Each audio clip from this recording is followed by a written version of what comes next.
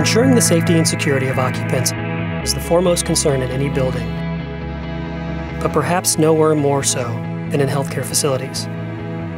Certain types of areas, such as memory care, maternity, pediatric, and emergency care units, face unique security needs.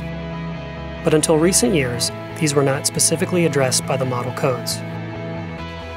Delayed egress locks or alarms were typically installed in these units, but they are not always enough to deter patients or visitors from using the doors. This puts the patients at risk of elopement, or in the case of infants and children, possible abduction. However, controlled egress locks, if installed and maintained appropriately, can be an effective way of enhancing patient security in these areas without jeopardizing life safety. The terms delayed egress and controlled egress are frequently confused, partially because of terminology changes made in the 2009, 2012, and 2015 editions of the International Building Code, the IBC.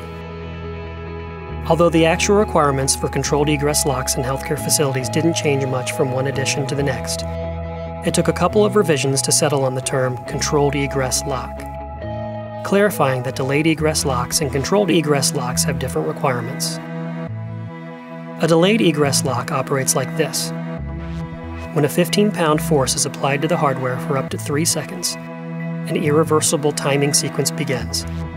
Before the 2015 edition of the IBC, the time to initiate this sequence was limited to 1 second.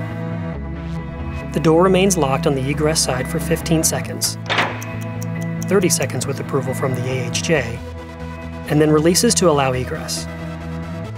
Both NFPA 101 and the IBC contain similar requirements for delayed egress locks, but there are some slight differences, particularly with regard to the occupancy types where delayed egress locks are allowed. For example, the IBC does not allow delayed egress locks on assembly occupancies, while NFPA 101 only prohibits them on the main entrance and exit doors in assembly spaces. There are several other important requirements that must be met to ensure occupant safety when delayed egress devices are installed. An audible alarm in the vicinity of the door must be activated once the irreversible process has been initiated. The device must be rearmed manually and must allow immediate egress upon actuation of the automatic sprinkler system or automatic fire detection system. The IBC requires the capability of release from the Fire Command Center or other approved locations, and the NFPA 101 specifies that doors allow immediate egress upon actuation of the sprinkler system, not more than 1 heat detector or not more than 2 smoke detectors. Doors must also allow immediate egress upon loss of power controlling the delayed egress lock.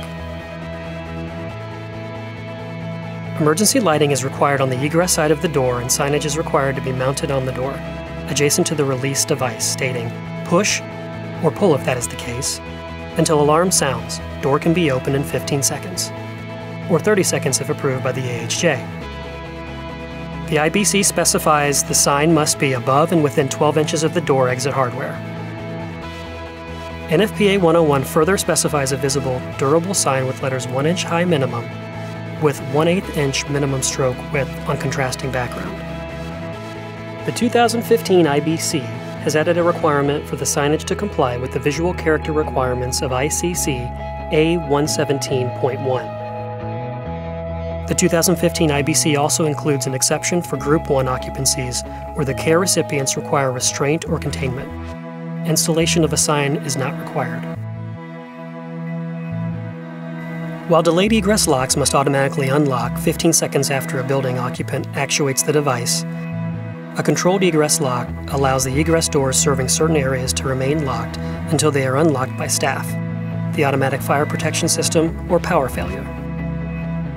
The model code requirements addressing controlled egress in certain areas of a healthcare facility do not require the door to release automatically after a building occupant attempts to exit by pushing or pulling on the door or hardware.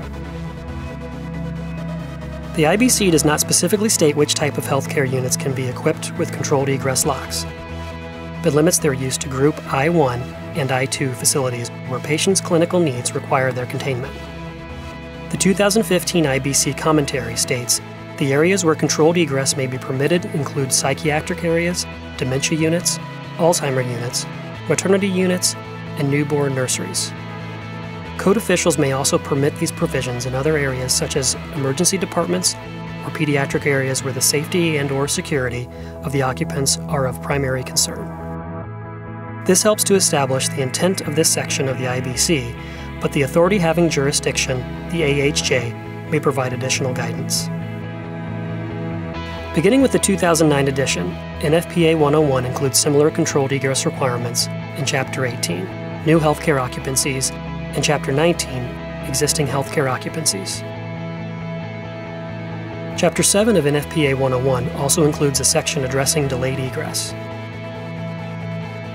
There are variations between the model codes with regard to these two applications, so be sure to evaluate each of the criteria for both delayed and controlled egress when deciding which system is appropriate. If these requirements are carefully followed and the appropriate system is installed according to the code adopted in the project's jurisdiction, patient security will be enhanced without jeopardizing life safety. To learn more about codes, check out the blog iDig Hardware, where you can download our free code reference guide. To watch more videos, please visit our training page at www.allegion.com/US.